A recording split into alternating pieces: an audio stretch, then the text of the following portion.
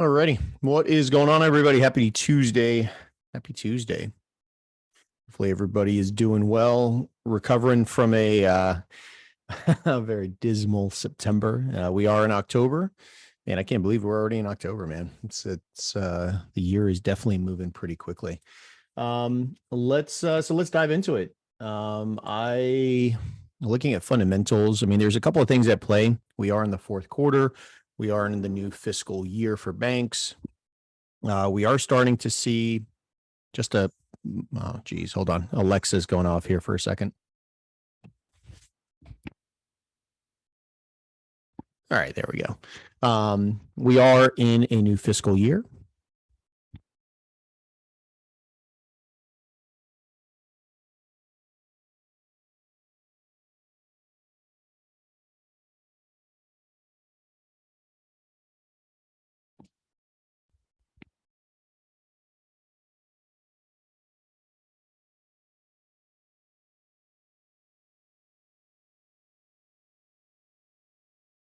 All right, there we go. Stupid thing kept going off, man. Alrighty. So anyway, we have some fundamentals at play. Obviously, if you guys are keeping up with what's going on, especially in the Bank of England this morning, they were talking about some more bond purchasing, which in an effort to stave off a lot of the UK stocks, especially the indexes itself, really didn't help much.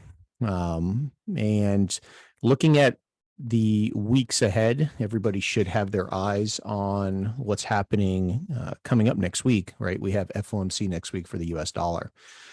So coming into this week, I can honestly say that it's not going to be a huge difference, right? I've been very focused on dollar crosses for the last couple of months now, and nothing really is going to change from that. Today we obviously had what the Bank of England was going to be speaking about, especially with their bond purchasing that kind of released this morning. The main things I'm really going to be focused on tomorrow morning, US dollar, we have some PPI data, right? Some inflationary numbers are going to be coming out. We do have the meeting minutes, right, are going to be released. And again, I can imagine there's going to be some volatility that comes out of it just because it's all subjective. It's all going to be based off what the interpretation of what the Fed is going to be doing. And we all know, I mean, they've already talked about increasing more interest rates. We can imagine it's going to be more of the same. And then, of course, on Thursday, we have during US dollar, some US CPI data is going to be coming out, and that's going to be during New York session as well. So immediately, I've already kind of fixated on the week, and then to round it off on Friday. So what I know is that every New York session, we're going to get some really decent volatility. And for me, I like the volatility. I wait for the manipulation and play the mitigation of it.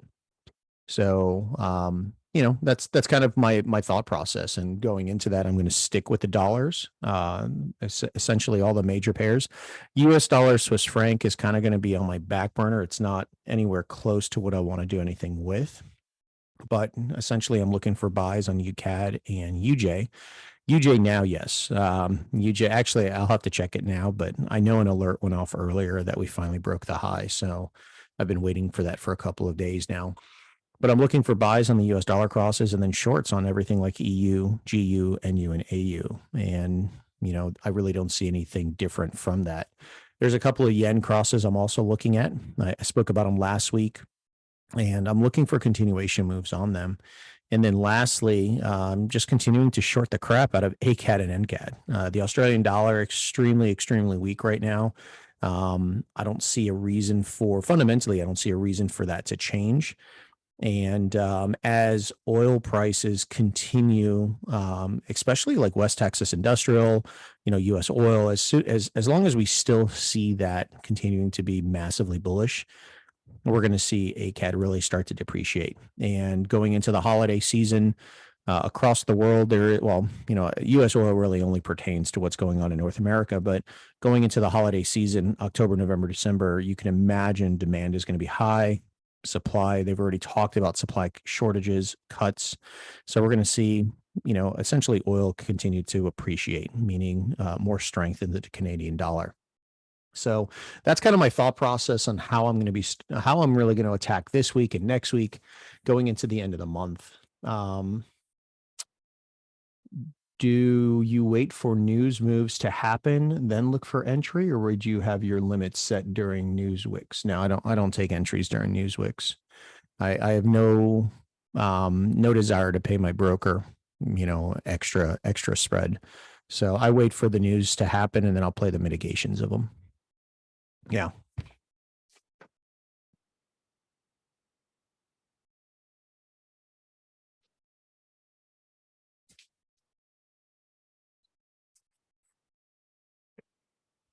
Alrighty, cool. Can you before you start, can you review a loss you had today? Yeah, sure. Throw the chart down, man. What you got? EU? What are you trying to do with EU? Yeah. So what are you trying to do with EU? Let's see. So this is the short you took. So I guess the first question I would ask is what gets you down to the 1 hour chart or the 1 minute chart? You were anticipating redistro? Yeah, so was I. I mean, what was I looking at this morning on EU? Hold on. What was I looking? Well, I know what I was looking at here. So I was looking at, where is it?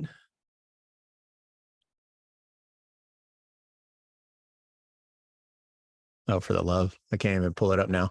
Yeah, I mean, I was looking for the same. But for me, I was looking for us to come just a little bit higher. Yeah, so yeah, I mean, when we look at, there's no reason for me to go into a 1 minute chart. I mean, I know ultimately this is where I was waiting for a dollar for us to come down into. Sadly, I don't think we're going to get there. But at the very minimum, what I wanted a sweep of Asian liquidity, and we got that. So this is where I wanted us to sweep this high right up here. Actually, yeah, there's what I was looking at this morning. This is what I wanted right here. And I wanted the same thing on GU as well. And GU did not disappoint. GU did exactly what I wanted, perfectly to the T. Actually, it could have done a little better because it missed where I wanted to come into, I think by like, I don't know, less than 10 pips. But when I mean, just, I guess, walk me through. You've got, let's see, where's your entry? Your entry was 91.15. So just looking at it, I mean, where's your, where is, so your lowest form of order flow is here.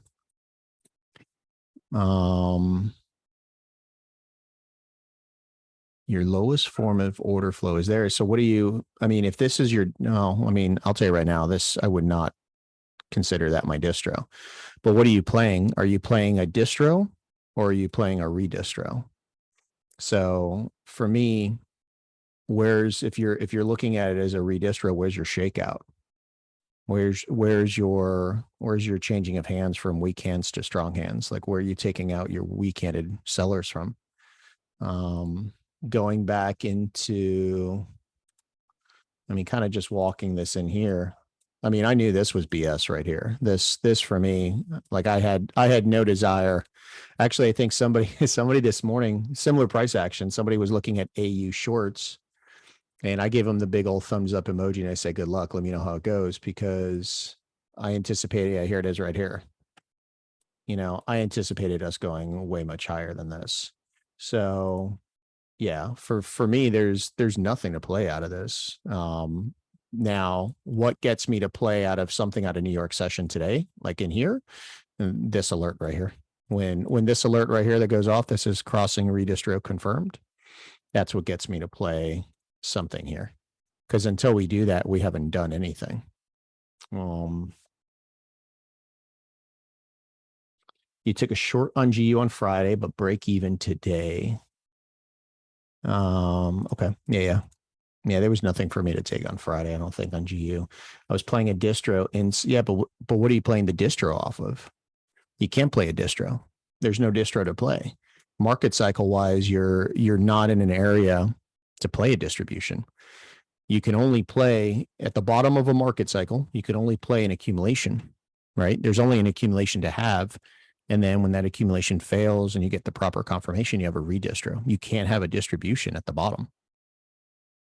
So for me, I mean, you can say that that's a distribution for you, but for me, it's not a distribution. For me, it is the start of a shakeout, right?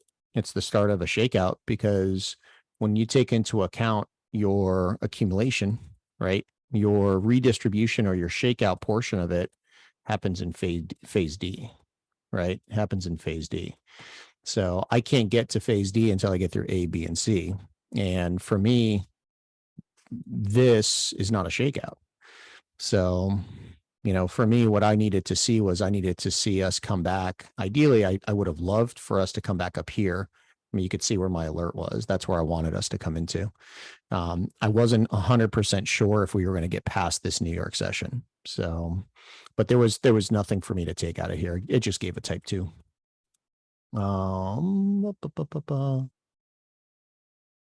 Yeah.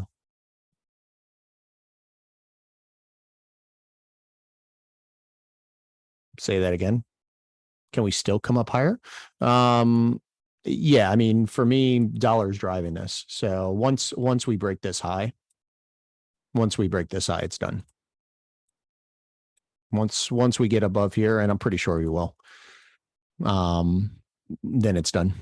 There's no reason for us to come lower. This was your shakeout. Take out all your weak-handed buyers, and this was your shakeout. So, and this is something I was anticipating today. Obviously I wanted to come down just a little bit lower, but it is what it is. I mean, I can't get everything I want with it. I thought 80% of the manipulation to the left was the shakeout. 80% of the, I thought 80% of the manipulation to the left. Where's your manipulation?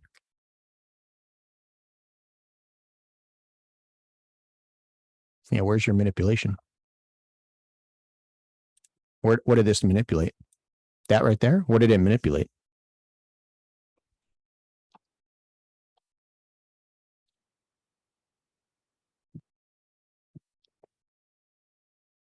Yeah, I mean, did it manipulate anything? I don't think so. For me, it doesn't look like it manipulated anything. Looks like it just mitigated. Looks like it came in to mitigate this redistribution that happened at the end of New York going into Asian. That's it. There's no manipulation. So for me, what did I want to see? I wanted to see a shakeout. I wanted to see, and those are guys that were on the Zoom call with me this morning. I mean, that's what my alert was sitting right there at Asian highs. I wanted Asian highs to get swept on GU and EU. And like I said, I didn't know if we were going to come into here or if we were going to come up here, but I knew for one, I was not looking for a short anywhere in here until we shook it out, until we took out all those weak-handed sellers. So the shakeout in essence is just a big liquidity grab. I don't know. I guess it depends on what you think a liquidity grab is. What's your definition of a liquidity grab? At the point where you're looking for a distribution on EU, wasn't DXY already bearish order flow? Is DXY already bearish order flow? No. Where's the bearish order flow? I mean, just look at it. Bearish order flow. No, we're not bearish order flow. We're bullish.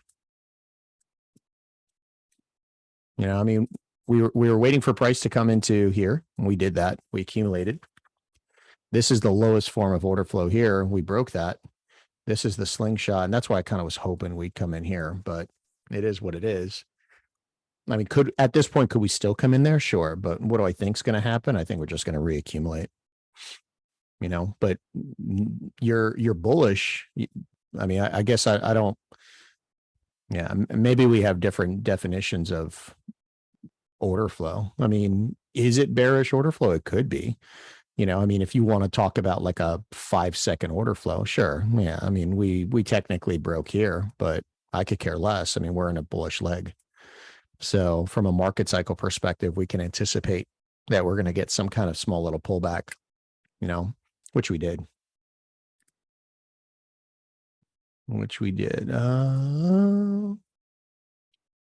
Yeah. I mean, again, you're talking about the lowest form of order flow.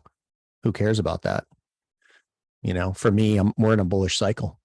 This is nothing.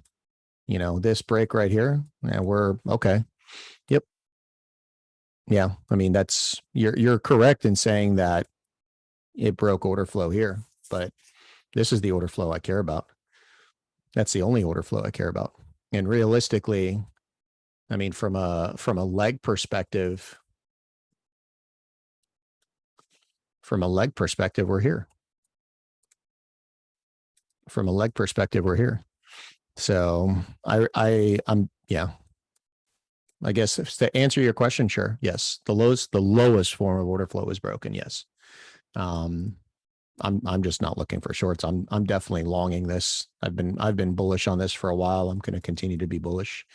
And if you look at like what GU did, I mean, GU's already confirmed the redistro. So I'm sure this had everything to do with their bond purchasing. But yeah, this played out pretty nicely. I was honestly hoping to get just a little bit better schematic in here to play, but it is what it is. We definitely came back into supply after sweeping out all our weak-handed sellers.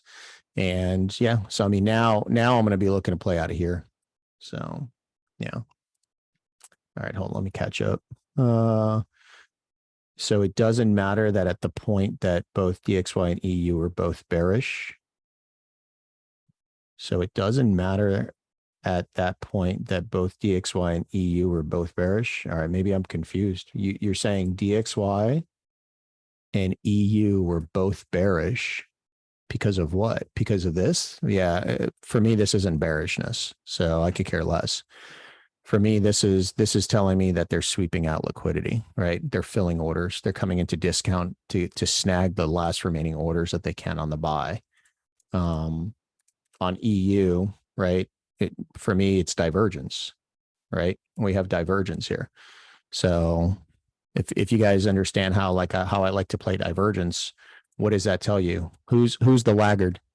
EU or dollar? No, it's actually going to be DXY because EU failed to take that high right off the bat. So DXY is the laggard, So yeah, but I could care less. I mean, I honestly can care less about that smallest form of order flow. That's not something I'm playing. But yeah, hopefully that makes sense, But yeah, this for me, dollar index, I'm bullish on it.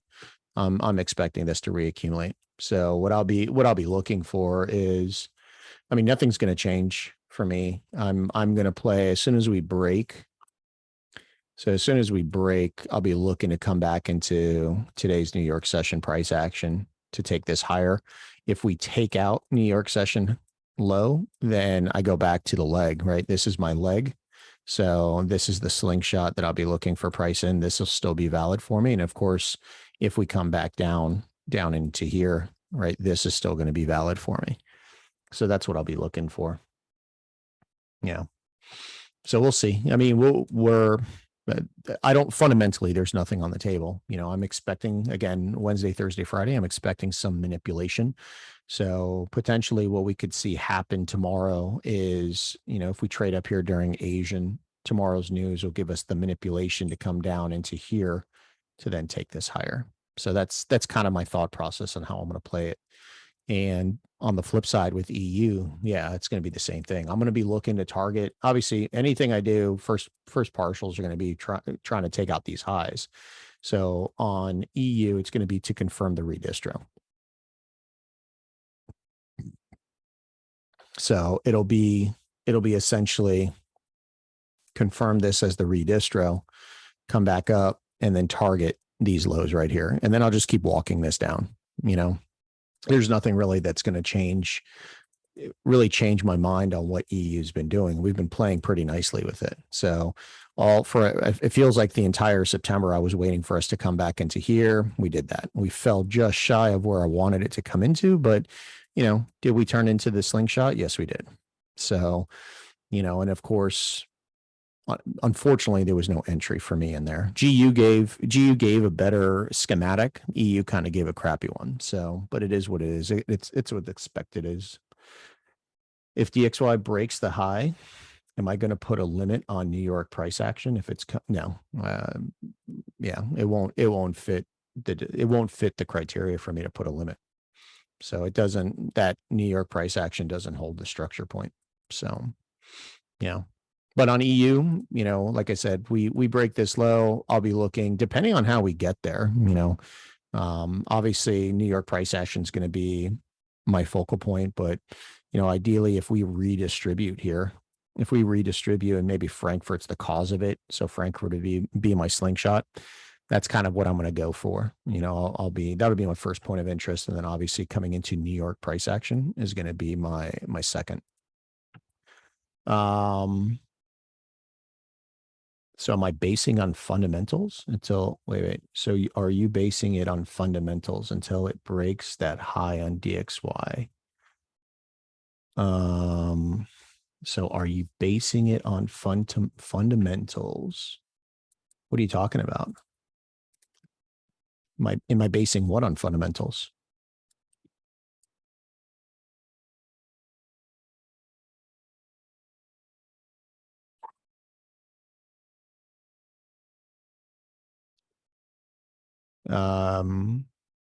So yeah, I mean, I guess you would say a good portion of the fundamentals going into it are keeping me to say that this is going to continue higher, but also the technicals. We're not bearish.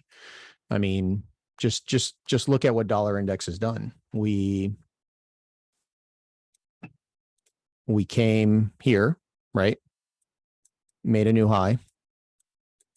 This was the slingshot.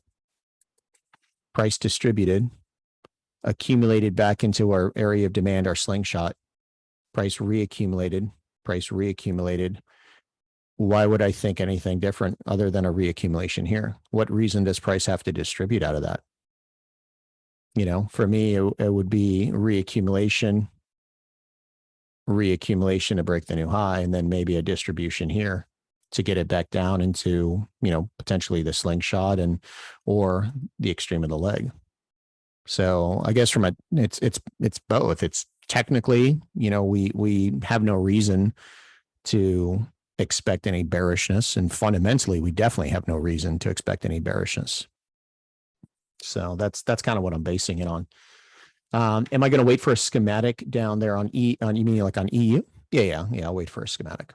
Yeah, it's order flow of order flow. So I'll definitely wait on schematics. Let's see. Why would you say this is not a manipulation on EU? Is it not a redistribution with a shakeout? So is it not a redistribution with a shakeout? So well, I guess it depends on where you claiming your accumulation is. So if this is here, I'll go red. If this is your accumulation, then this would be your sign of strength. Well, that doesn't break the low. So this can't be your shakeout. You don't break the low until down here. So this would be like your phase D. Is there a manipulation in there? No, there isn't. So for me, yeah, I mean, what did it manipulate? What did it take out? What did it change hands? Where is that change of character?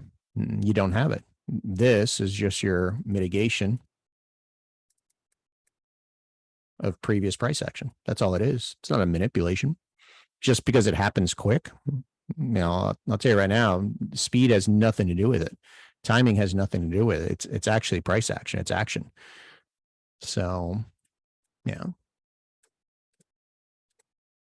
At least that's my take on it. If you have a different point of view, I mean, I don't want to steer you from it. So, yeah. Okay. Anyway, so yeah, dollar index, I'm pretty much just going to be sitting back waiting for this reaccumulation to happen. At this point, I'm pretty confident it's going to happen. Like I said, EU, I'm just going to be waiting. I'll wait for the break. You can honestly see that DXY is definitely way ahead of this. We're about, what are we? We are about 0.36% from breaking. We're on DXY. We're way closer. All right. On DXY, we are, half of that. So I think DXY is going to actually break first. And if that happens, then, for me, I'm going to be able, I don't necessarily need to wait for EU. If dollar index breaks the high for me, I'll play the EU short. I don't necessarily need that low because we're already in bearish structure. And then same thing goes for like GU. GU, there's a distribution up in here, right? If we get back up there, great. Ideally, what I'm going to be looking for is, I guess I can get rid of that. Ideally, what I'm going to be looking for is I want to see if we can get, where are we at? I haven't even looked since it happened. Hold on.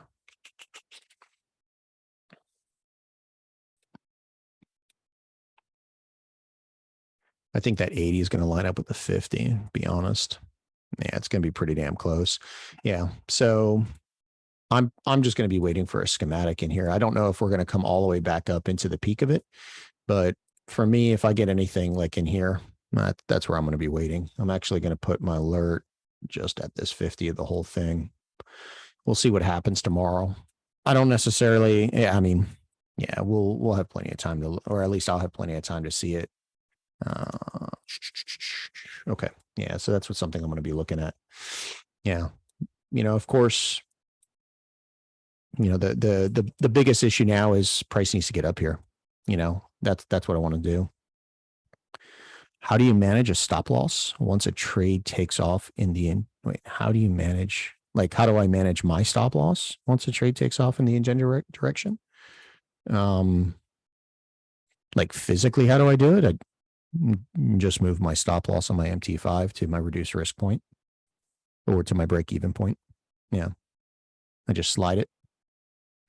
So if I was shorting it and my stop loss was there, I just literally just drag it down to where my reduced risk point is going to be. Yeah. If DXY for some reason doesn't break the high, would that GU distro still be on the table? Yeah. I would just be more cautious with waiting for the schematic here.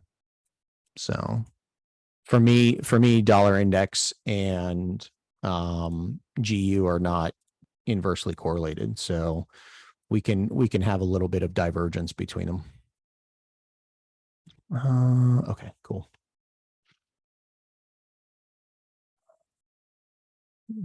Have I got any tips on trade management? Yeah, I mean, here's a good tip. I think this has helped a lot of people before. When you look at your journal, I guarantee you the problem isn't that you're not taking enough profits. The problem probably is that you're taking unnecessary losses. So pay yourself along the way, but make sure that you are getting into trades that are worth the risk to reward, whatever that may be. So like for me, I can tell you that before I get into a trade, I already know where my first two take profits are going to be. I already know where I'm paying myself the risk, and I know where I'm securing at least one of my orders. So, make sure that, you have make sure you have the game plan already set up before you get into the trade. And now you're susceptible to some kind of emotional attachment to the trade or emotional attachment to the profits. So that would be my suggestion. All right. Yeah. So that's my play on GU. I'm pretty happy with what GU has done so far. So on the AU front, I'll be honest, I think AU is going to redistribute, to be honest, but much like I talked about last week, I was anticipating the redistro. She gave a really good redistro. I was kind of hoping that we'd get back up here, but I honestly, fundamentally, there's nothing I think that's really going to be allowing we have no Australian news this week, nothing major. So it's really going to be predicated on dollar weakness, which I don't see this happening. So if we do get back up here, that's something I'll pay attention to.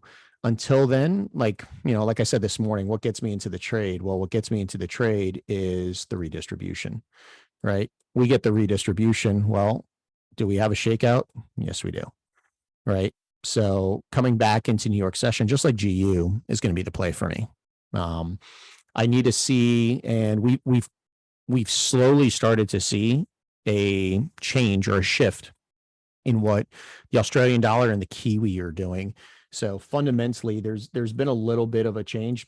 Traditionally, we've always seen the Kiwi be a little weaker, and we're actually starting to see the Australian dollar as of late start to take over as the weaker one. So it's actually the leader of the two. So, obviously if AU breaks, but NU doesn't, I'm still going to look for both positions to kind of short out of there. So, for me, let me just clean this up real quick. Hold on. For me, I'm just going to be waiting.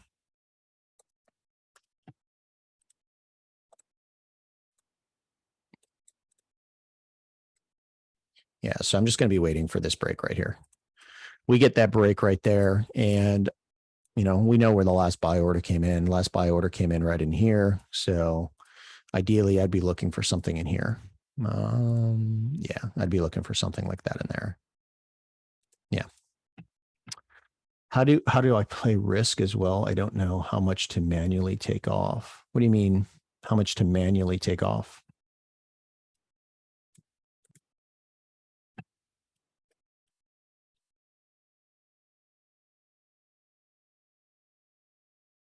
Yeah, I don't know what you mean by manually take off.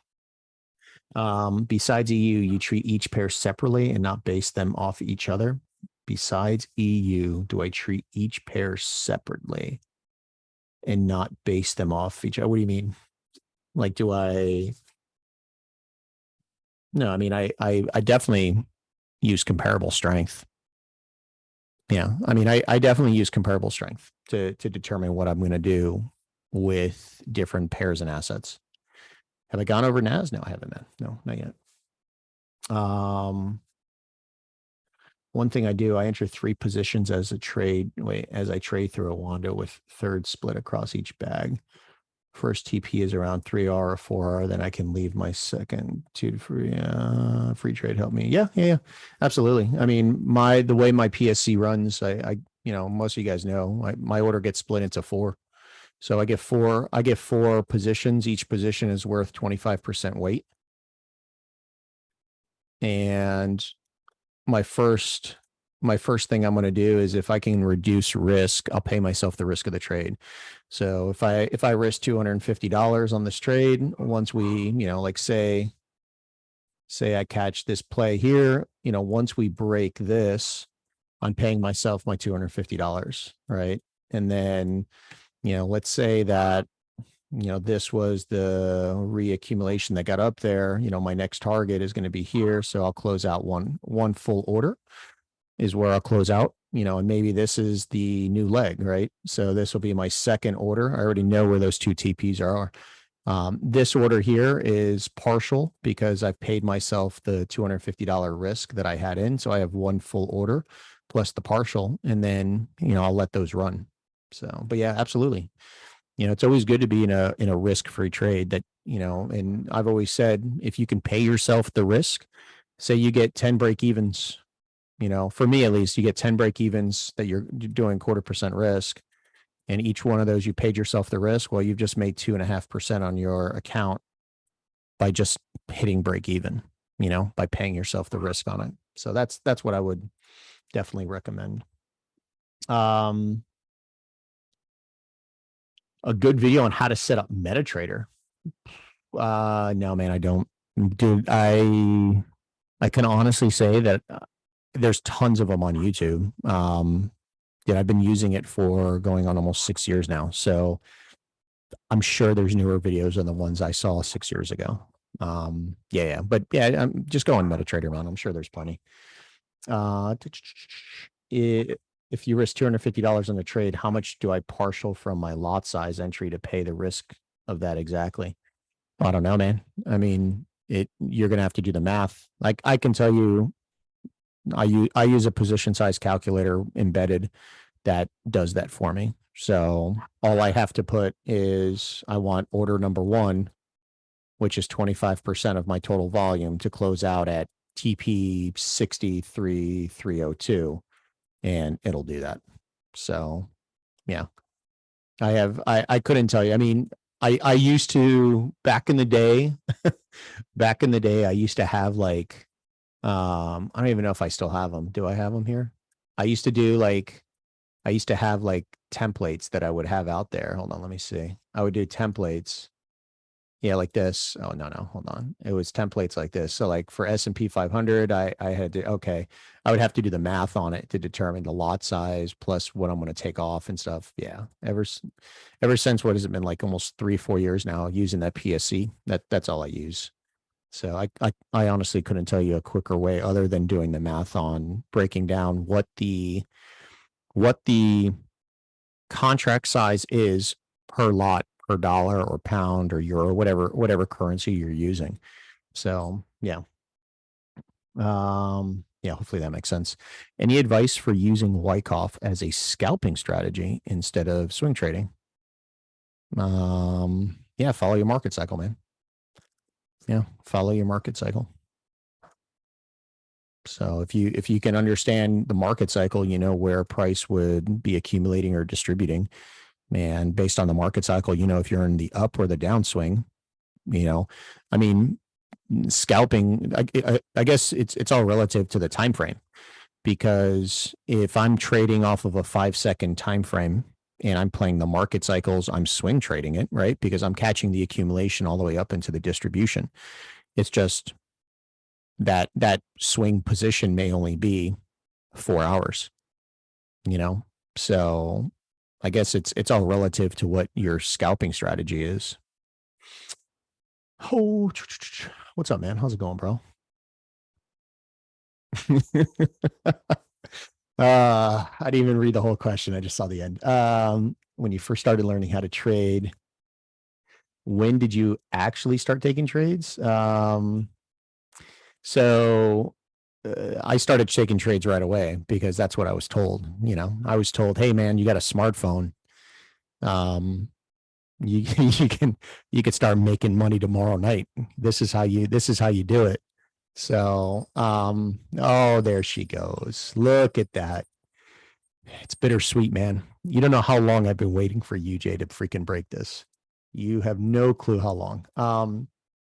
I mean, I'll tell you this, when I finally got my crap together and I started I started really sitting down and, again, treating trading like a business, treating putting all the pieces together, listening to what my mentor taught me, and kind of going forward and saying to myself, okay, so what's next? I'll say this. So it took it took me,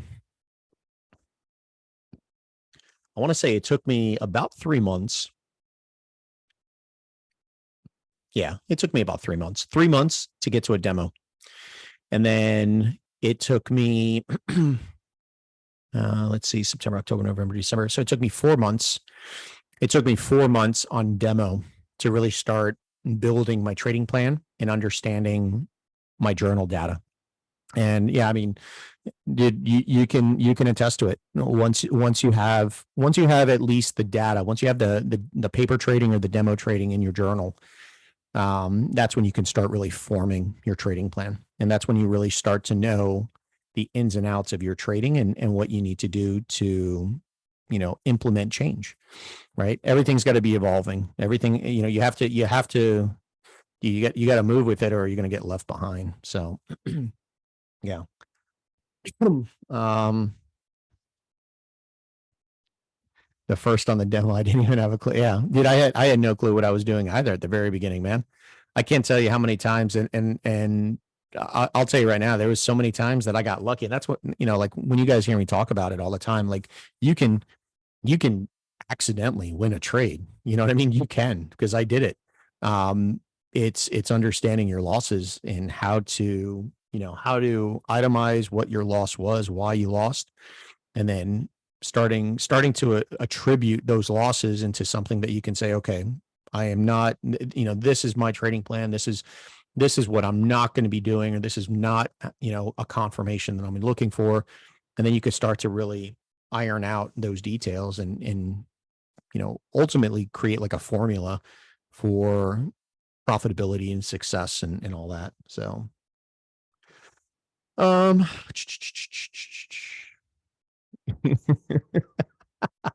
yeah, man, absolutely. Yeah. A millionaire in a year, bro.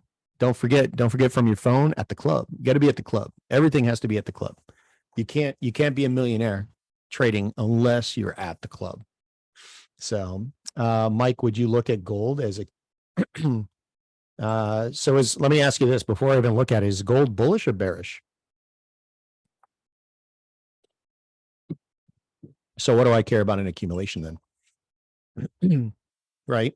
If it's forming an accumulation, I got to wait for a redistribution for me to get involved in it. So, and if you're telling me it's on the 1 hour time frame, if we're in phase B of a 1 hour accumulation, we are at least 24 to 36 hours away from even the redistro. But yeah, I mean, we'll take a look at it. We'll take a look at it.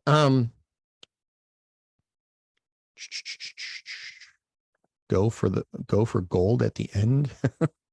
Did I ever blow accounts? Yeah, man. I blew, shoot. I might have blown 2 accounts in the same day. Yeah, I think I blew 2 accounts in the same day. So yeah. No, the very beginning, dude, my very first couple of months. Yeah, the one thing that how I learned trade management wasn't a huge part of the game. So yeah. Please do a top down on gold, man. I'm not. I'll tell you right now, I'm not going to spend a lot of time on gold because gold to me is just bearish and it's crap. So I mean, we'll do a quick. The top down hasn't changed. I'll tell you right now, the top down hasn't changed in 2 years. I can guarantee you it hasn't changed in 2 years. So, or you shouldn't be trading at the club unless you're a millionaire. Probably not. Probably not. I can guarantee you that if you're at the club trading, you're going to make errors. You're going to make mistakes, but it is to each his own. You have a setup on gold. Yeah. Like I said, I think gold's going to 1550 to 1530 is where I'm looking. If I could check the chart, sure, bro. I'll check the chart. All right. What do I see? Why is this a point of interest?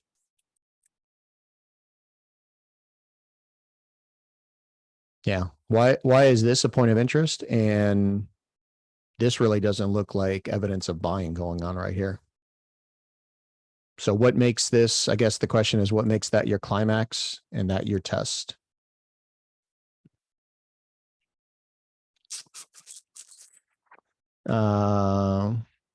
We had the clean of weak-handed sellers. Now I'm waiting for the confirmation of the yeah. I'm pretty confident it's going to be a redistro. Yeah, I'm pretty confident. Let's see.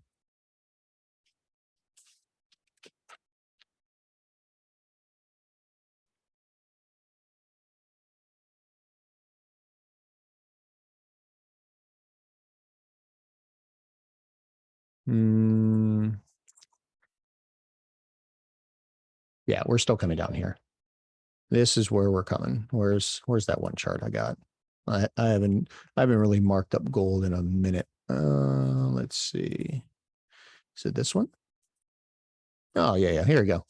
So I marked this up. When did I mark it up? I guess somewhere in here, March of 2021. Nothing's changed. This is where we're coming right here. X marks the spot. That's where we're coming. So you're looking at what, the 1 hour chart? Hold on. You're looking at a 1 hour chart. Before we get to the 1 hour, where are we? We just broke this low. So that's our leg. This is the redistribution slingshot that created it, that came back into the previous redistribution. So on the 1 hour chart, let's see. What do we have? We got nothing. Yeah, we traded into, so just look at it. Here's your low. Here's your redistribution, your SC. This is your leg, right? There's your sellers. That's your distribution. And what did price just do? Price just came right back in to your slingshot. You know, whether or not there's a distribution in there, it looks horrible, but what makes you want to buy out of that is the question.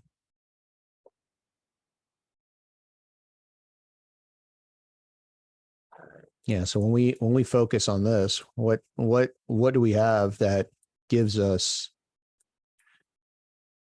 what do we have that gives us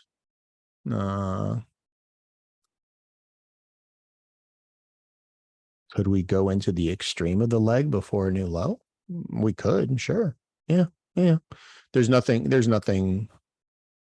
you know, there's nothing against that, but the question is why? What do we have? I mean, I'll tell you right now, this isn't looking like much like an accumulation that I'm going to partake in. So I mean, yeah, you do have a distro up there actually. You have a type 2. You have a type 2, price comes back in to mitigate. Actually, oh, there is a clean entry in there. Look at that. Anybody catch that? I don't think it mitigated, right? I don't think it mitigated. Look at that. Nice little London sweep, man. Look at that. I don't think it comes back though, right? Does it come back? You got into the short on it? Yeah, cool. Yeah, definitely a nice little play. Yeah, I don't think it comes back. But so I guess the question is why are you looking to buy it if it's bearish? Yeah, I don't think it comes back. No, it doesn't come back. It just redistributes after that. Yeah, so I mean, yeah, there's nothing I need to even look at this. This to me is nothing for me. Yeah, no, there's nothing to do, nothing for me to go with that on any of that. I mean, this isn't, I would honestly be looking for this to be just a redistribution. So, but I'm not honestly interested in trying to short this at all. I'm not going to trade gold. So there's not much for me to do with it. Yeah. This is where we're coming though. This is where we're coming. I've been holding on to that for a very long time. So we'll see if it goes there. All right. Yeah, I'll jump back over. Let's go back. So we were talking about AU, NU, pretty much the same. For me, I'm just like AU. I was kind of hoping that we would get back into the distribution, right? I was hoping we'd get back into the distribution. Like I talked about the change between the Kiwi and the Australian dollar, you could see Kiwi is still somewhere up here where the Australian dollar is down here. So we're starting to see that change. We're starting to see the Australian dollar really become weaker. There's a lot of fundamentals behind it, a lot of trade. The gold markets are definitely affecting what the Australian dollar is doing as well. So, ideally, if this redistributes, then same thing. I'm playing out a New York price action, and that's what I'm going to look to do. So, dollar crosswise, pretty simple on how I'm going to play this. UCAD. So UCAD pissed me off, man. I ain't gonna lie. I know a couple of you guys caught this, but UCAD pissed me off. This thing just left. So this is what we were looking at this morning. We had that active distro, which was great. I was hoping that we would come back into this. This is where we were looking. And yeah, the alert went off. Really, really clean price action, man. It just never came back. Just never came back. So yeah, there she is right there. Yeah. I had it too. I had my limits. We just never came back. I mean, perfect divergence on a couple of time frames. Man, I think it smacked. I mean, look at this. It smacked right where I wanted it. But we just never came back. And then, she just took off, which was a shame. This thing, so what gets me into this now is we need to reaccumulate on it. So what I would want to see is, overall, I'm pretty confident that we're going to end up doing this. So the question is, do we at least break up here first tonight and then come back down to mitigate? We could, right? We could see the break and then come back in to mitigate, because that would be maintaining the order flow.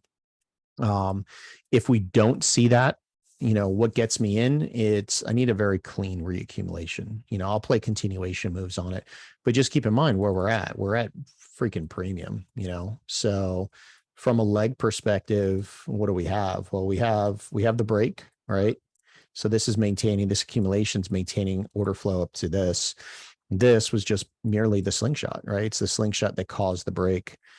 So, I mean, we'll see. We could still just continue lower, and if we do, it is what it is. But I'm gonna either play, if we break, come back into that to take it higher, and if we come lower, okay, great. We could come back into this portion right here. Maybe 80% of this, somewhere in this neighborhood, is where I'm going to be looking. So, I just didn't put a limit order because it was the lowest form of, well, I had the limit order because of the schematic. Once we left, it was done. So yeah, once we confirmed the type 1, I threw the limit in, but then she decided not to come back. So if it makes a new high from the SC, does that hold the new leg? No, it's just a continuation move. So yeah, this all right here is just going to be continuation move. If she does this, we don't go from structure to this to all of a sudden to this. So no, this will still be the order flow leg right here. So yeah, this is just the lowest form of order flow with the slingshot of the order flow leg. So that's all that is. Oh yeah. No, I didn't. Not only that, but it just wasn't worth it. I want to say, I mean, yeah, I would never have put a limit order on it anyway, just because it doesn't meet my confirmation, right? But even if we took, I think the 80% may have been worth it, 6.7, and yeah, it would have been worth that, but not the 50. That would have been 15 pips. So that ain't gonna fly. Yeah. So, but on UCAD, yeah, absolutely. UCAD, I'm looking for continuation on the bullishness. Overall, just look at what we've been doing. We are just massively bullish. I'm still holding, dude, I feel like I'm holding forever now. I'm still holding buys in here and then buys in there. And I think there was another buy, I think maybe in here or in here. One of those I caught the buy in. So I'm still holding buys on it. I've got no desire to ease up on them. I'm just going to continue to buy. Just keep in mind that we are at premium, so, I'm going to continue to play the buy until UCAD says no. Once we break order flow, I'll just sit back and wait for either reaccumulation to go back bullish, or I'm going to wait for us to come back into discount. So I put those UCAD trades in my journal as I was setting it up. Since they didn't trigger, do you remove them from the journal? What do you mean you put them in your journal? Did you put them in your backtest journal, or you put them in your live journal?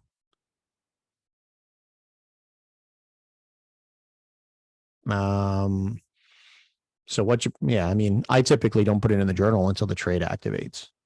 So yeah. If they're not, I mean, if they didn't get activated, yeah, just delete them. That's kind of how I do mine. Yeah. Okay. So that's UCAD. I mean, UCAD, again, massively bullish. We've seen, I mean, since the start of the year, if you really think about it, since the start of the year, we've seen UCAD really just push 1,450 pips, would really played out nicely. While we're on dollar cross, I mean, I'll kind of give you my piece on UCHEF, right? I mean, I do 100% anticipate this to be a reaccumulation. So it just sucks. I've got the alert up here. I'm anticipating this to just continue going higher. We had some opportunities in here just to play like the order flow of it. It is what it is. The reason it's on my secondary list is because I'd rather play leg structure and order flow legs than order flow of order flow of order flow. Because realistically, this is our order flow right here. All of this in here is, order flow to the 20th power. So it's not something that I'm really interested in trying to play on UChef. I'd rather, obviously if we make the new high, then play continuation move on that. But I'd rather play UCAD. I'd rather play, like EU or GU. Looks a whole lot cleaner to me. But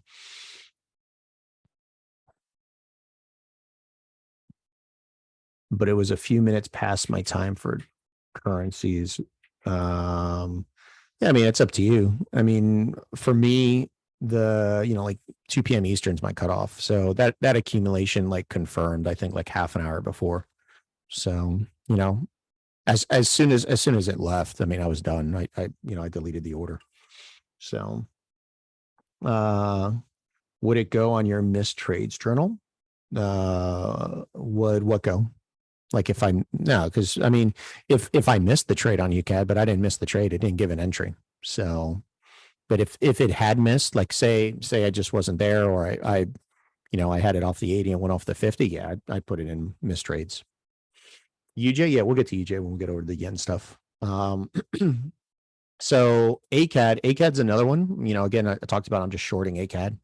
Dude, ACAD's just been perfect. I mean, ACAD's just given so much, so clean price action. I mean, going back into, the super really clean distro that gave the test, that gave the break, that came back and gave a test of the LPSY. Hold on. Okay. Okay, there we go. And then just walking this down, I mean, there was a ton of really good opportunities on ACAD. And the one I got into last week, I mean, it's doing pretty damn good still. But what I was kind of hoping was, we had from a leg perspective, that's our leg. So I was really hoping we'd come back up into here. Does not look like it's going to happen. So much like I said, if we don't get the pullback, what do I want to do? I want to get the redistro. So as soon as we redistribute, same price action, right? Come into that distro. That's what I want to play out of. So tomorrow morning when I wake up, I'm pretty sure it's going to happen tonight. But what do we have? We have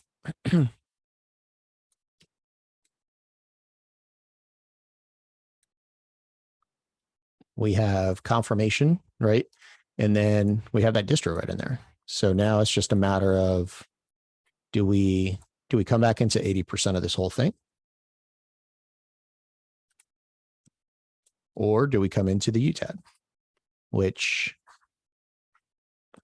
for me, this is where I'm waiting, essentially right in there. So I'm actually gonna, as soon as this breaks, I'll throw my alert. As soon as it breaks, I'll throw my alert right in here, and then I'll just wait for price action. Knowing pretty much, let's just say off that 80, it's a 60 pip move. So for me to take a trade on it, I need a sub 6 pip stop loss because it needs to be a 1 to 10 for me to take it. So can you show the short you had on ACAD? Yeah, it was just a redistro, man. It was right here. Yeah.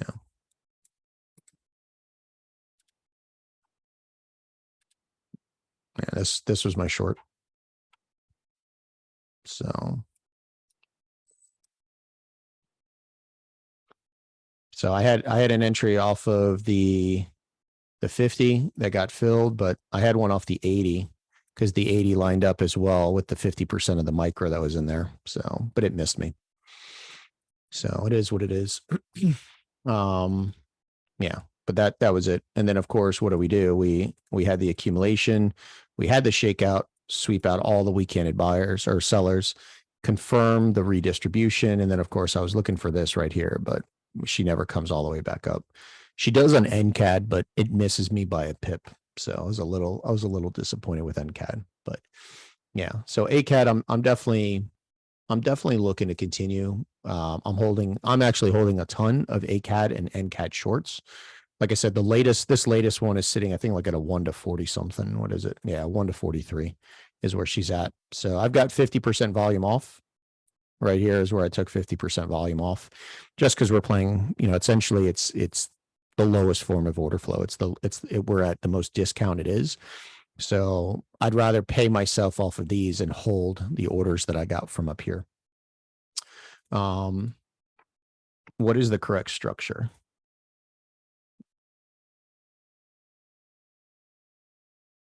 What is the correct structure? Would you say that this is break of structure on a higher time frame or intraday? Oh, I couldn't tell you if it's higher time frame or intraday on that, but I could tell you that. So yeah, this broke structure here because of that leg, and then it broke structure here. So you were bullish here, and then it broke structure there. So yeah. So you've got a couple of different structure breaks, but I couldn't tell you because I don't know structure on volatility indexes. For me, volatility indexes aren't technical. They're computer driven. I would say like emotional charts. That's what they are. So, but yeah, I mean, that's technically your breaks. So, I would say if this is a weekly chart, I mean, I would probably say closer to intraday than higher time frame. But yeah, I couldn't tell you, man. All right. Yeah. So ACAD, that's pretty much what I'm waiting on as well. How did I manage? I just did. I told you, right? I mean, as soon as we broke, I mean, this was my first partial, so I closed out 50% volume right here. And as soon as we broke, reduced my risk. So I think I probably paid end of New York session is like somewhere in here. So I probably paid myself what I had at risk, which wasn't much.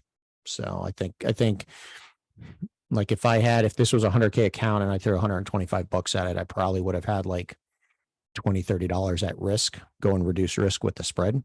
So all I did was towards the end of New York, somewhere in here, I paid myself the risk, whatever I had at risk on it. And then, yeah, once that was the target, new low right here. So, yeah. Okay, cool. Yeah. So that's ACAD. And then NCAD's going to be the same thing, right? I mean, NCAD's not as well placed together as what ACAD is, but you can kind of see, same thought process, right? I wanted price to, after confirming the redistro, I really wanted price to get up in here. So unfortunately, we decide, or NCAD decided not to. So much like I said, we've seen that shift. Look how much higher Kiwi is, where ACAD's about ready to break this low any moment. So we know that ACAD is the leader. So just let it break. That's what I'm going to do. And then obviously I'm going to be looking to come back into New York price action if I can work something in. If I can't, it's just going to be redistros all the way down. If I can work in a redistro, potentially something like, I don't know, let's say we get something like this, and this is the Frankfurt Open, and here that sweeps out, maybe it sweeps out all this crap. London gets the break. I'll be looking for New York to come back to mitigate Frankfurt, and then just keep shorting this off. So that's ultimately how I'm going to look to play it. But yeah, so that's NCAD and ACAD. On the yen crosses, right? I mean, I said last week, I really was looking at a couple yen crosses that I wanted to get involved in. The biggest thing was I needed yen futures to really redistribute. So either yen futures redistribute, or I needed UJ to reaccumulate. So, well, lo and behold, there she goes. She reaccumulated, and that's what I wanted to see. So I'm pretty happy. I'm pretty happy that we finally have broken this whole thing. Ideally, we did have the distribution, we did have our shakeout, and now we have, essentially a new leg, right? So I'm going to look for continuation plays on UJ. I'm pretty happy with it. Actually, how far? Let me just see. Yeah, we finally broke. Actually, no, did we? We have not broken yet. Yeah, we haven't broken on futures yet, but I'm I'm confident that it's going to break. Actually, I'm not even sure if this wick is actually in here. I'd have to look real quick, but I don't know if that wick is actually going to be. Actually, no. Yeah, there's nothing in there. So this wick is actually here. Let me do it like that. There we go.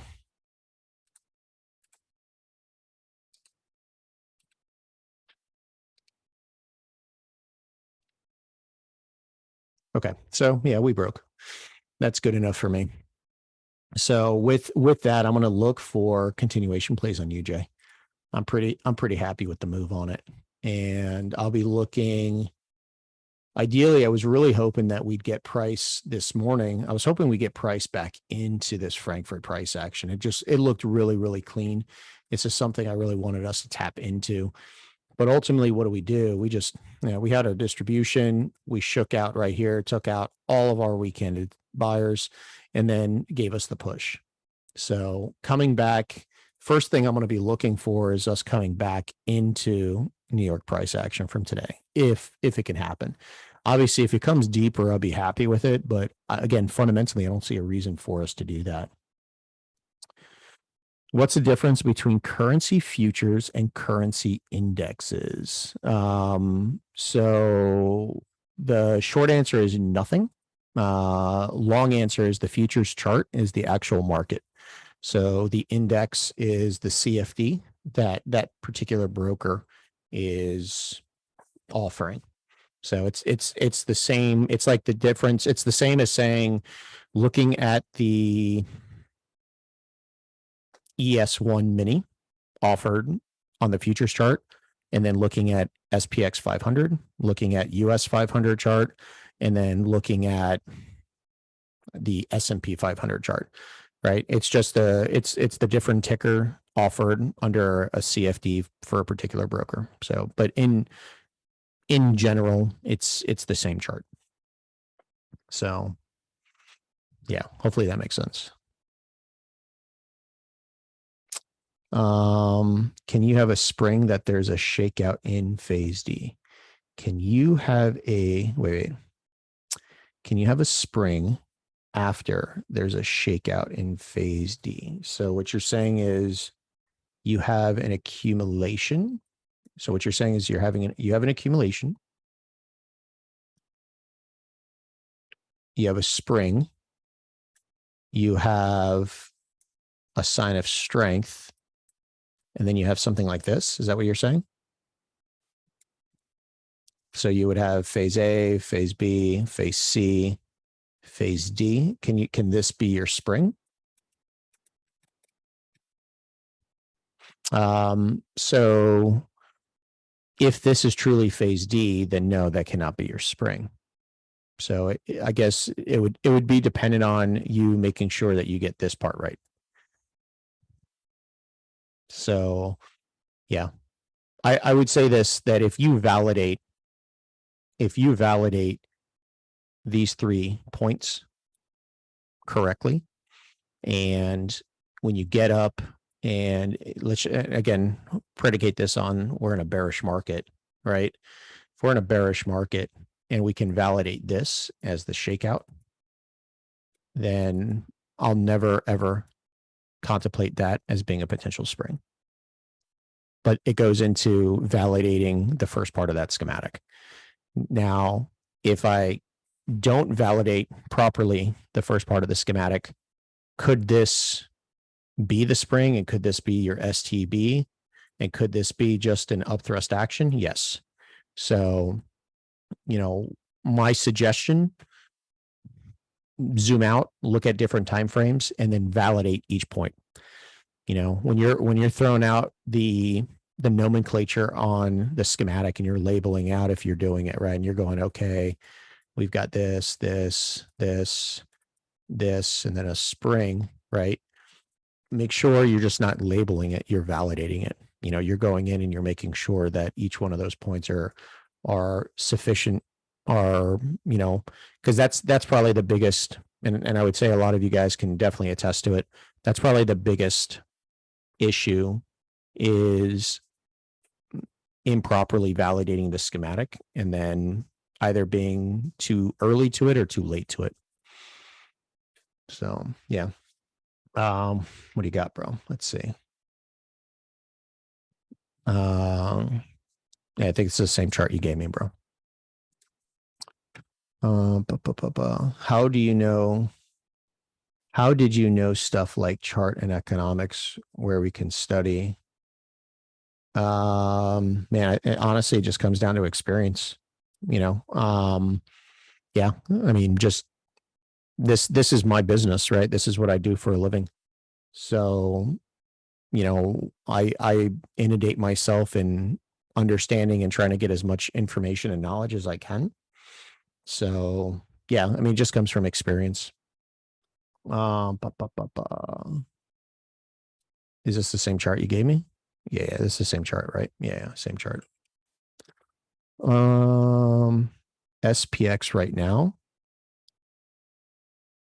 The schematic that I said, okay, so hold on. Let's see the schematic that I said right now. Schematic I said right now. Yeah, but what do we have, right? So SPX cracks me up too, man. Where's I know DR still on here. Hey, what did I say today? I said just wait for the flippin' Asian highs to get taken. Wait for the Asian highs and we'll get it. I was ticked because I almost pulled the trigger on it. I'm glad I didn't, but I almost pulled the trigger in here off of out of that micro that happened in there. I mean, I would have been all right because I think it went 10 pips. I think it went 10 points in profit. Dude, there was no entry, bro. There was nothing, man. There was nothing. I was laughing. I was sitting here laughing. I was like, you've got to be kidding me. Because I saw my alert go off. I saw the alert go off, and then I was like, you got to be kidding me, man. Anyway, whatever. Hey, listen, right? I at least, well, it is what it is, bro. I was laughing. All right, so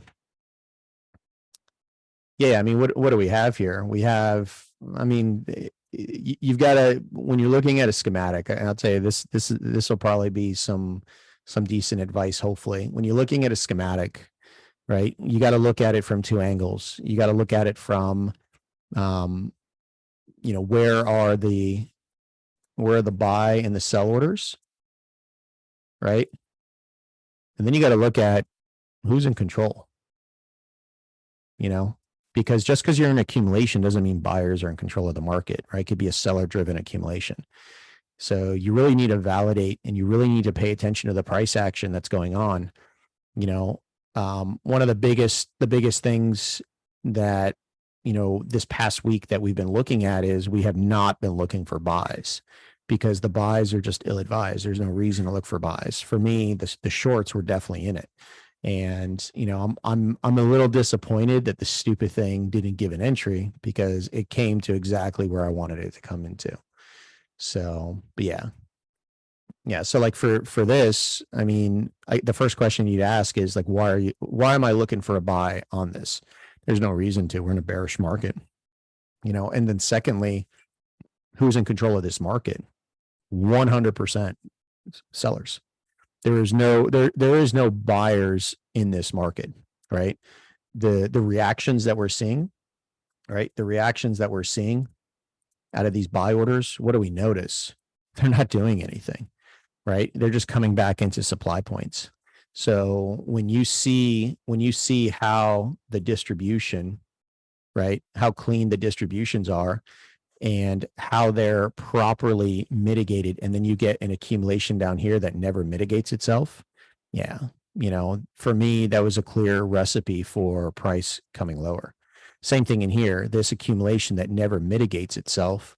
What's it do, right? It just comes right back into supply and then makes a new low, right? What was this drive right here? Yeah, this drive right here is, I was hoping was going to be the shakeout. That's kind of what I was anticipating. Obviously I was looking to see if there was going to be something offered, coming into this move here just because it maintained order flow. But I'll tell you right now, this chart right here is clear cut why highs and lows mean nothing, right? Just, okay, well, yeah, look, we broke this, so this high was maintaining.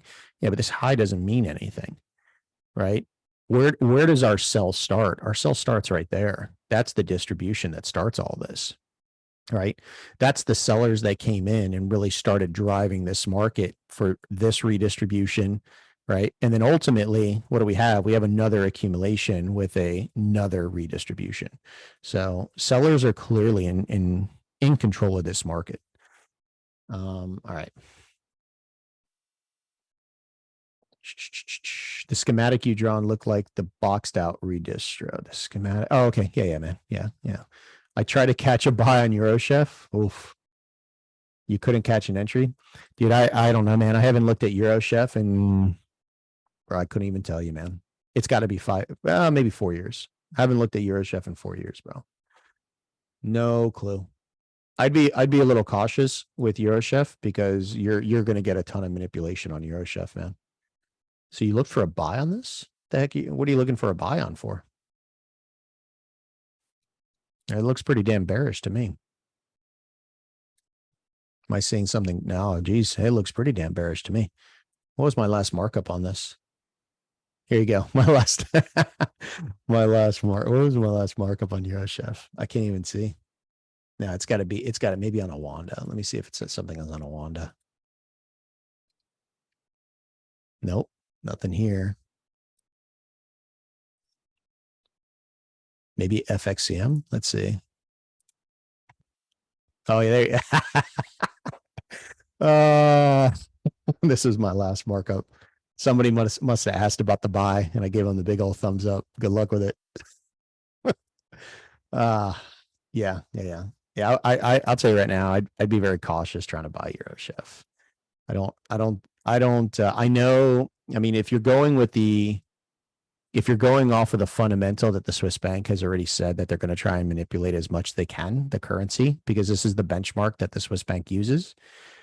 I can see your point in trying to buy it, trying to get in prematurely. But I'll tell you right now, there's way better, cleaner plays to do than trying to bank on the Swiss bank, trying to keep this afloat. And yeah, I mean, they talked about that back when it was like $1. I think it was $1.03, $1.04, is where they were talking about really manipulating the market, and that thing hasn't done much. So as long as the DXY, as long as dollar continues just to rally bullish, this thing is just going to keep falling out of the sky. Euro is just going to keep going down. So I would be just very cautious with that. You know, anything with the euro, man. It's until you start seeing money leaving the dollar. And obviously fundamentally, when's that going to happen? Well, when we get out of a recession, when inflation kind of ceases, when we can start getting back to when the economy can start to recover. Well, when's that going to happen? Well, that's going to happen maybe in a change of monetary policy, maybe in a change of fiscal responsibility, something like that. Maybe in a change of economic regulatory, dissipation, all those things are going to need to happen. And I don't see that happening tomorrow or next week. So as long as dollar keeps just continuing going bullish, this thing is just going to continue to fall out of the sky, I think.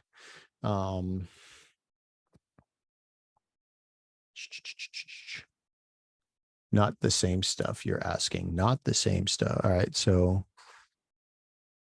where's the trading range in that schematic? I guess right here, man. There's your trading range. Yeah. Let's see. So similar to the pick you drew of this schematic just now of the phases, that break of the low today would not be considered the spring. What on SPX? Would this, hold on,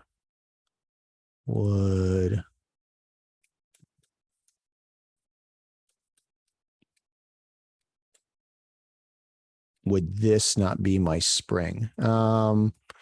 So for me, no. Yeah, because in order for that to be the spring, you would have to look at this as the accumulation. And I don't have a reason to look at that as an accumulation. So could it be? Sure. Yeah. I mean, you can argue and say that you have a climax, a rally, a test, an upthrust action, an STB, an upthrust action, and then a spring. Yeah, you can do that. I like to do it a different way. I like to go and say that it is Pac-Man. So we got Pac-Man going, and market's bearish. So I'm going off. I'm saying for me, this is a redistro. This is just tapping into previous supply out of that redistro. Did anyone measure this? This come into 80%? Oh, just short. Wait, did it come into 80% of the whole thing? Oh, this bastard, bro. It did not. It did not. Yeah. So, I mean, you could. Yeah, absolutely. Like if you're looking at the chart like this, if you were looking at the chart just like this with nothing else there, could you do this and say one drive, two drive, three drive, spring? Yes, you could. Absolutely. So, all right.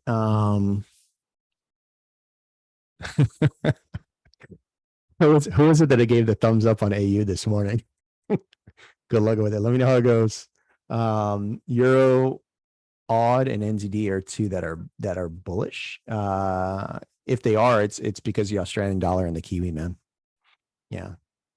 Yeah. But are they? I don't know if they are. I honestly haven't traded those in a long time, man. Is Euro odd bullish?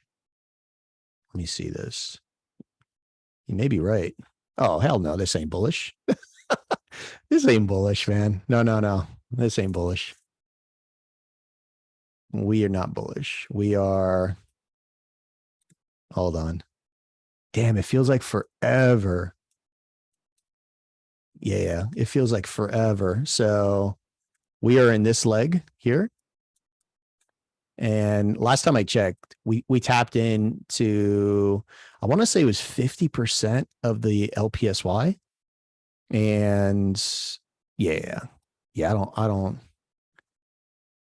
Did I remember? I think the last time we traded was in here, was the last time, or maybe in here. I think we traded it down. Okay. Yeah, it doesn't matter though. Lower time frame. Oh, okay. Yeah. I mean, yeah, but I don't even think lower time frame.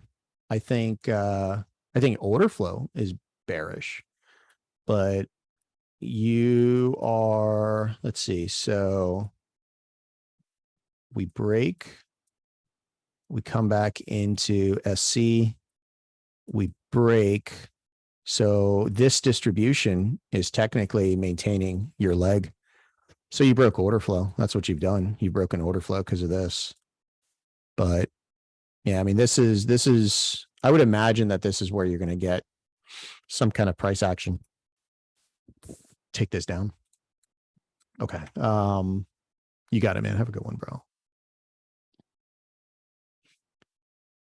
And the pound is certainly the weakest. Well, it's everything. I mean, just look at it. Look at the currency index. There's only one that's bullish, right? I mean, there's only one that's green. Every day, there's only one that's going to be green. All the other ones are going to be red, right? All the other ones are going to be red. Why? Because, I mean, what's happening? The dollar is controlling everything. You can honestly say, in the past years, yeah, I mean, you had different influences, you had different strengths attributed to things. But right now, from a global economic standpoint, dollar is controlling everything. So as long as the dollar keeps driving north, that's why I'm trading majors, because I can go here and I can look at the Canadian futures and I know exactly what I'm doing with UCAD, right? Because it's an inverse chart. I can go over here to the pound futures and I can know exactly what I'm doing with GU. I can go over here to the Swiss bank futures and I know exactly what I'm doing with US dollar Swiss franc because it's the same exact chart, just inverted. Right? I can utilize that for divergence purposes, comparable strength purposes, incorporate a little relative strength, determine market cycle, and I know what I'm playing. Some of these other currencies, yeah, I mean, it's you don't have, like if you had the ability to have a cheat code, why wouldn't you use it? So that's kind of why I've stayed with the majors for so long of recent, is because we're getting that kind of price action. Okay. And then you would need the high to break to confirm. All right, what are we talking about? I would need the high to break to confirm what?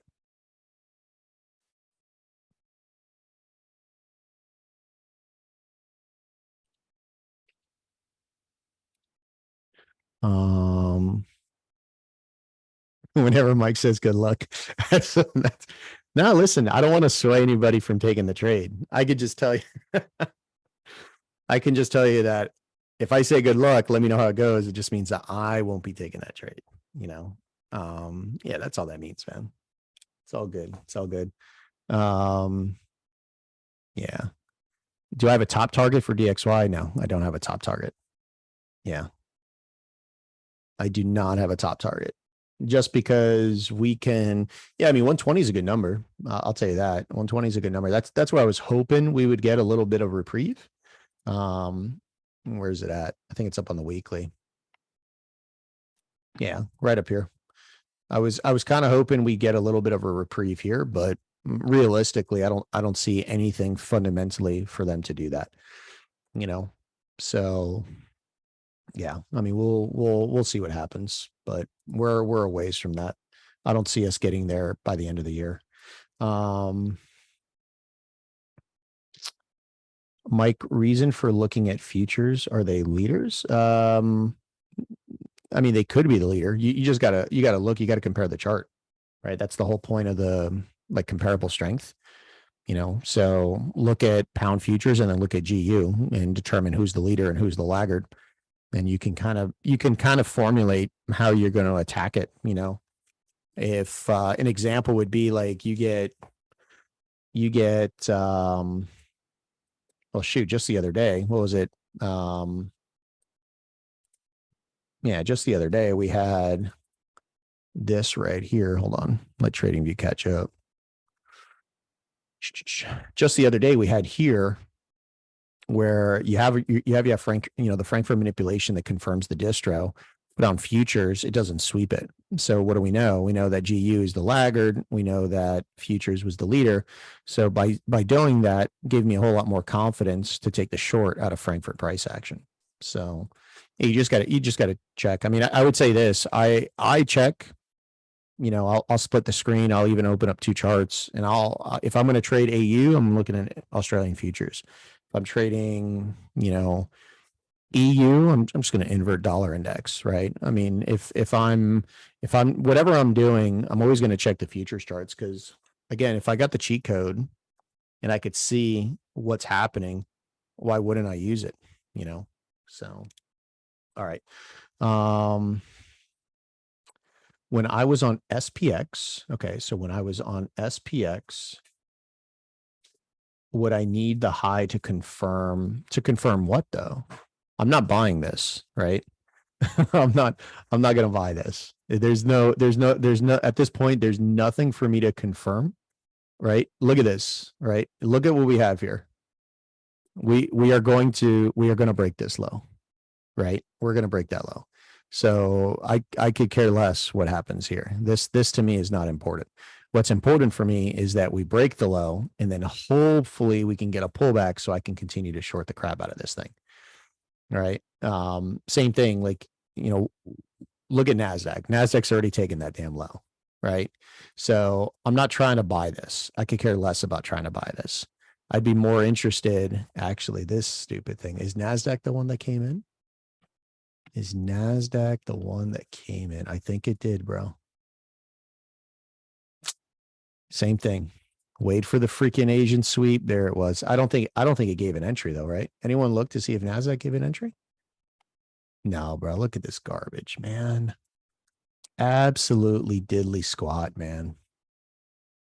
Absolutely diddly squat. All right, it is what it is. But yeah, I'm not looking to try to buy it. Now, if you're asking in a, you know, if I was looking to buy it, right? Would I need that break? Yeah, I would need that break. I would need price. I would need price to break this high.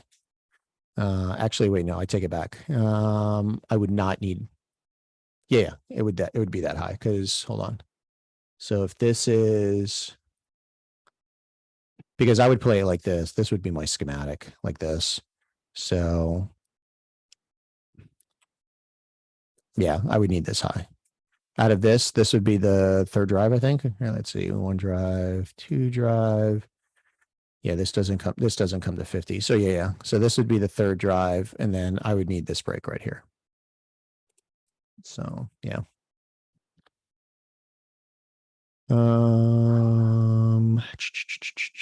you need any high or low to break to confirm a leader versus laggard? Yeah. It's based off of whatever the higher low that gets taken. So, um, yeah, but not in this sense. So, like, okay, so let's say, yeah, hold on, not in that sense, man. So it would be like this. So you have the laggard that does this, and then you have the leader that does that, and then vice versa. You would have the laggard, and then you would have the leader. Yeah. All right. If ACAD confirms its redistro, would the distro be something you put a no? Yeah, I won't put limits on them, but I'd definitely be interested in playing it. You know, if we get back up in there. So for me, this isn't. I don't put limits on order flow. I put limits on if it was the order flow leg, I would put limits on it, or if it's a structure leg. So yeah, for me, like once it breaks, I'm just going to sit back and I'll wait for another schematic to come in here. Yeah. I'm just saying if it was the chart and that low today was the spring, that high would need to break for yeah, exactly. Yeah. But they are redistribution entries on indices. But they are redistribution entries on indices. So are you asking, are these redistro entries? Yeah. It's just it wasn't worth for me. It wasn't worth the limit. I mean, just look at. Let's just say hypothetically, let's say that I get filled on this. I mean, what's my risk? Let's say I get it right off the tee. I mean, it's a 14-point stop. We take the low. That's a whopping 1-5. That's it. You know, I don't work for half pay, right? I'm not gonna put all this work in for half pay. So if I'm risking, what is this? Yeah, if I'm risking on a 100K account, I'm risking $125. I didn't do all of this for $600. You know, so yeah, I mean, I'm gonna wait for a schematic in it, and that's kind of what I was waiting on. Can you use the recent EU divergence as an example breakdown? What do you mean as an example breakdown? The recent EU divergence. I don't know. Send me the chart. What do you mean by the recent EU divergence? What if you risk 3%? Yeah, man. If you risk 3%, I guess you better be Johnny on the spot and win every damn trade. Dude, if you're risking 3%, you get 3 trades on a funded account, pretty much 3 trades. You lose 3 trades in a row, you're done. But that's horrible. Oh, you lose 2 trades in a day and you're done. You violated. So, uh, yeah. I saw NJ and AJ, man. Actually, here, you know what? We gotta finish up, man, because I just looked at the time. KJ, I'll tell you what, KJ buys, man. I'm looking for those KJ buys. I was a little. We were definitely looking at the news candle right here, right from yen, the yen news, dude. It came right into that 80%. And this stupid thing gave a really clean schematic. I just don't know if it's I don't know if it's gonna continue. I was looking for price to come back in here. Just we didn't get it. And of course, now I just need this break. There's nothing to do until we break it. Yeah, there's nothing to do on CAJ until we break that. Hold on. Yeah, but on AJ, dude, AJ played out pretty damn nicely as well. This stupid thing. Look at this. This thing is doing exactly what I wanted. Yeah, we'll see if we can sweep. What time is this at? This is changeover though. That's the crap. You know what? If it gives the schematic here, this is on point. If it here, I might as well just do this. If it gives us the schematic and gives me the type 1 all day long, I'll be good with it. So ideally, what do I want to see? We've got, this wick doesn't happen. So we've got this going on here. Potentially we could see maybe a sweep during Frankfurt or maybe New York. I would imagine it's going to be Frankfurt or New York is going to give us the sweep. If we're in New York and we come down into this, I'm definitely going to be looking lower time frame to try to catch an entry on the 4th drive. And then of course, I'm going to target out, partial out here, and then obviously work its way all the way up to the upside. But this is something and definitely look back at your notes. Maybe this is something you want to implement. But coming into like these yen crosses, I was very adamant the past 2 weeks that I was not going to do anything with yen crosses until UJ broke that high. Now that UJ broke the high, confirms the yen weakness, and I can kind of continue to play off of that, which is going to be something that I want to do. So yeah, I'm pretty happy. I'm pretty happy with what what the heck? Hold on. Give me one sec. There we go. Hold on one second.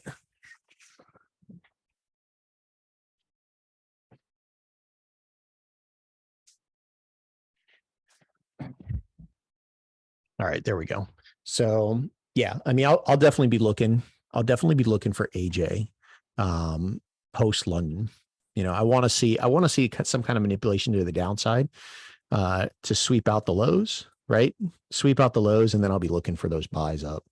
And then I'm just going to guess that NJ is nowhere close to being. Yeah, NJ is nowhere close to being near my alert.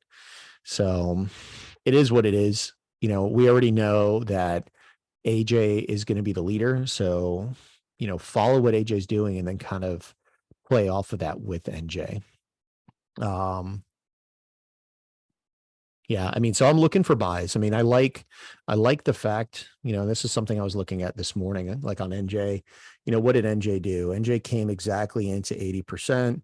We had the type 4, we confirmed the sign of strength. So now it's just a matter of wait for the schematic, and the same thing on AJ. So I'm looking for buys on all the yen crosses here. These 4 right here are the ones I'm looking at. GJ, not so much. I prefer AJ, NJ, CAJ, and UJ. GJ's there, but I'll be honest, like GJ's just in la la land. GJ is, GJ is until we really confirm this massive thing as a reaccumulation, it's just going to be playing order flow of order flow. So it's one of those things I was looking to see if we got some kind of price action in here. This is what I wanted to see is come back into this reaccumulation. It looks like it's there, actually. Damn it. Yeah, it looks like same thing. So if GJ gives some kind of manipulation, I mean, I'll definitely be interested in it, but it's got to be post London. Are you saying that if no reaccumulation, are you saying that if no reaccumulation in a bullish market cycle, then it's not a leg or a completed leg? So in a market cycle, does it need to have a reaccumulation and then a redistribute? Yeah. You need to have a market cycle. Otherwise, you don't have a cycle, right? You have a line.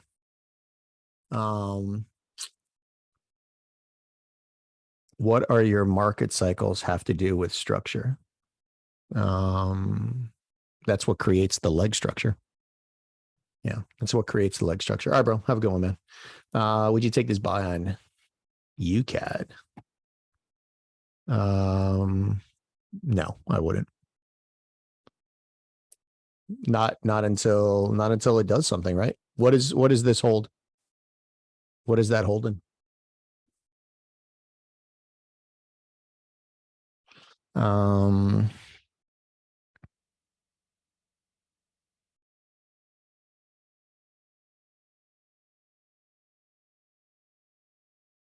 so for EU divergence, yeah, just like I showed you, you've got two printing a distribution. One's going to give you the type 1, one's going to give you the type 2, right? The one that gives you the type 2 is the leader. The one that gives you the type 1 is the laggard. I trade the laggard. I trade the one that gives the manipulation. Same thing in an accumulation, right? You get AU and Australian futures that are accumulating. One's going to give you the type 2, showing you that it is essentially leading. The one that's the laggard is the one that makes the new low and creates the spring. Yeah. But anyway, yeah, no, this isn't holding anything for me. So that's not something I'm interested in. Now. It's a different story if we break the high. If we break the high now, yeah, that accumulation there becomes what's maintaining the order flow. Alrighty. Yeah. Hold on, bear with me.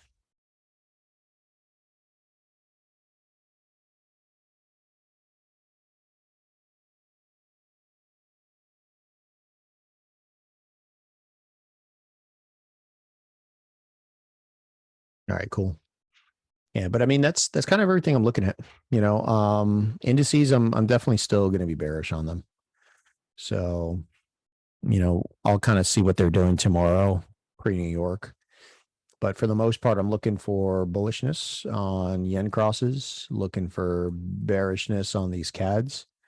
And then, UCAD's going to be a buy, but these bad boys right here, I'm looking for shorts.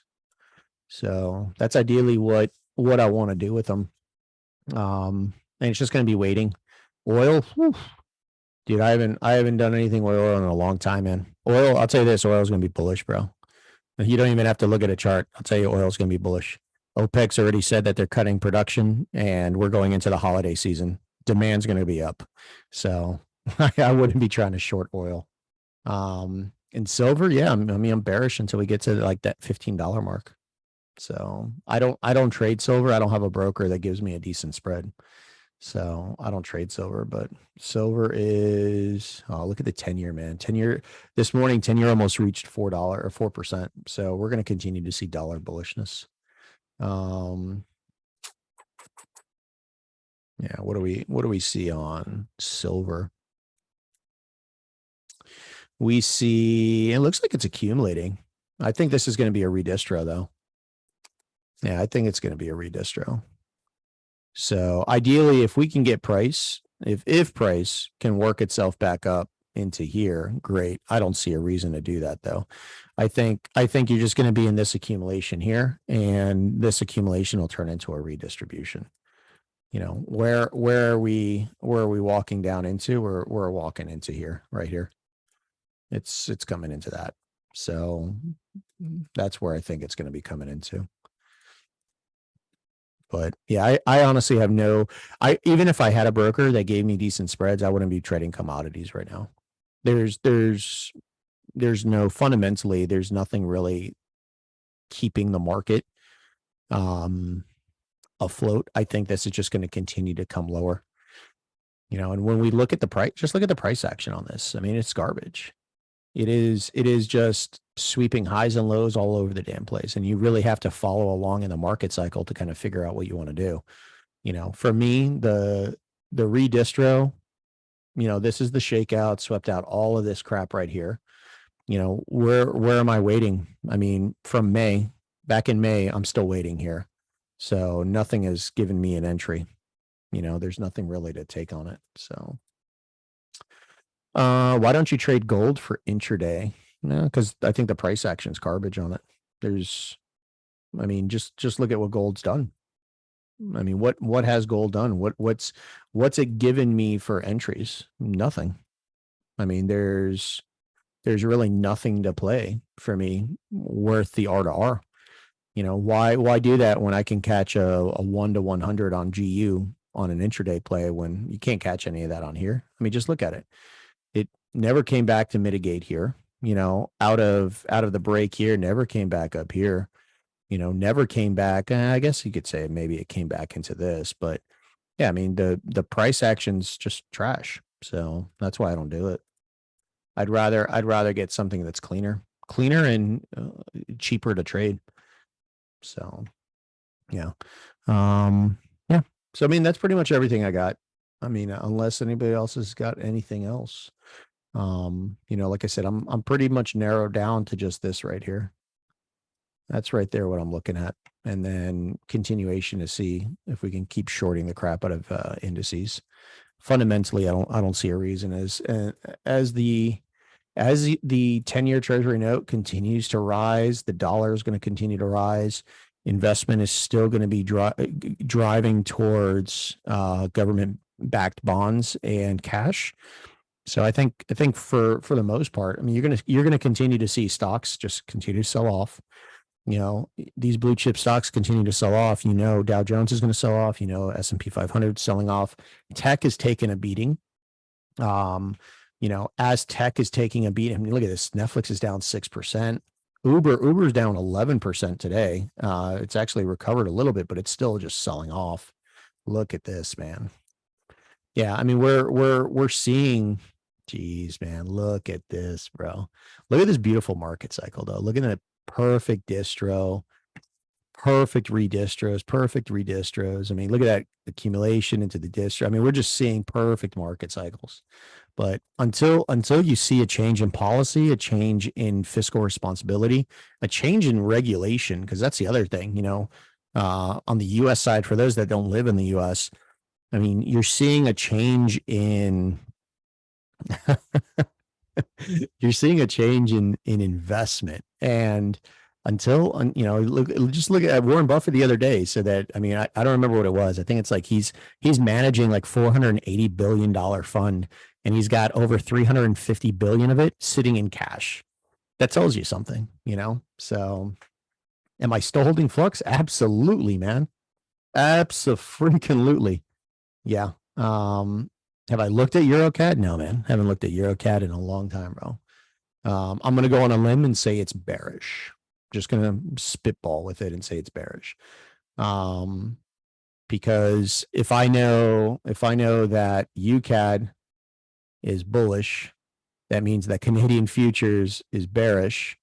And I know that ACAD and NCAD are both bearish. That tells me that I got a pretty good hint that GCAD and ECAD are going to be the same. So yeah, but I have no desire to trade ECAD. Let's see. Oh yeah, look at her coming right back in. Coming right back in. I was kind of hoping we'd come back up to here, but I don't see that happening. Yeah.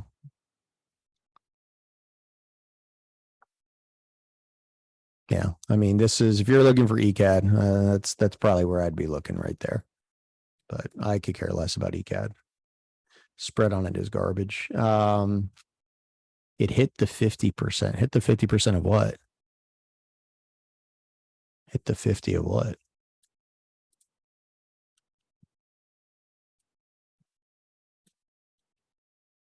Hit the 50 of,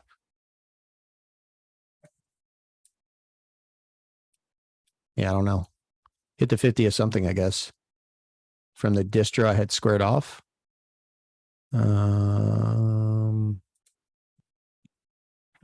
Hit the 50.